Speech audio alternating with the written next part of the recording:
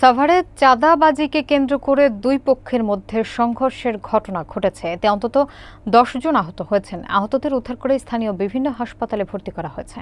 প্রত্যক্ষদর্শীরা জানান, বাজার এলাকায় ভাসমান দোকানে চাঁদা তোলাকে কেন্দ্র করে সংঘর্ষের সূত্রপাত হয়। বিস্তারিত থাকছে ডেস্ক রিপোর্টে। সোমবার সন্ধ্যায় সাভারের উলাইল এলাকার ডিপজল পাইকারি বাজারের সামনে ভাসমান দোকানে দুই যুবক চাঁদা দাবি করলে দোকানদাররা তা দিতে অস্বীকার করেন। এ সময় হট্টগোল শুরু হলে অন্য দোকানিরা এগিয়ে আসেন। এক পর্যায়ে মার্কেটের এক কর্মকর্তাকে রিকশায় তুলে নেওয়ার চেষ্টা করলে স্থানীয় ব্যবসায়ীরা একজোট হয়ে দুই যুবককে গণধোলাই দেন। পাল্টা আক্রমণে ওই যুবক এবং তাদের সহযোগীরা মার্কেটের কর্মকর্তা ও আরও কয়েকজনকে পিটিয়ে গুরুতর জখম করেন। এতে উভয় পক্ষ মিলিয়ে অন্তত 10 জন আহত হন। আহতদের মধ্যে কয়েকজনকে সাভারের এনাম মেডিকেল কলেজ হাসপাতালে এবং অপর দুই যুবককে স্থানীয় একটি ডায়াগনস্টিক সেন্টারে ভর্তি করা হয়।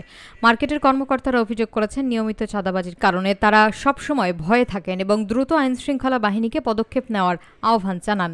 অন্যদিকে আহত দুই যুবক নিজেদের নির্দোষ দাবি করে জানান, তারা চাঁদা বন্ধ করতে গিয়েছিলেন, তুলতে নয়।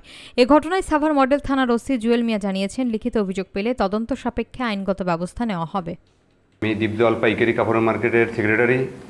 আমাদের এখানে অনেক দিন থেকেই চাঁদাবাজির উৎপাত দিন দিন বেড়ে চলছে, কিন্তু গতকাল 14/9/2025 ইংরাজি তারিখ বিকাল 5:30 ঘটিকার সময় অতর্কিতভাবে আমাদের নির্বাহী কমিটির সদস্য জনাব আজহারউদ্দিন পিচ্চি সাহেবের উপরে অতর্কিত হামলা চালায়।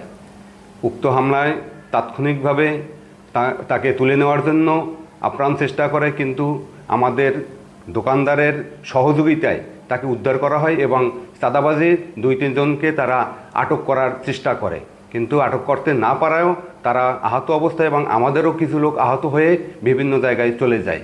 পরক্ষণে আমরা সবাই এখানে আসিয়া আমরা এখানে আলোচনা করে আমাদের আহত ব্যক্তিদের সকলকে মেডিকেলে ভর্তি করি। বর্তমানে আজহারউদ্দিন পিচ্চি সাহেব এনাম মেডিকেলে চিকিৎসাধীন আছেন।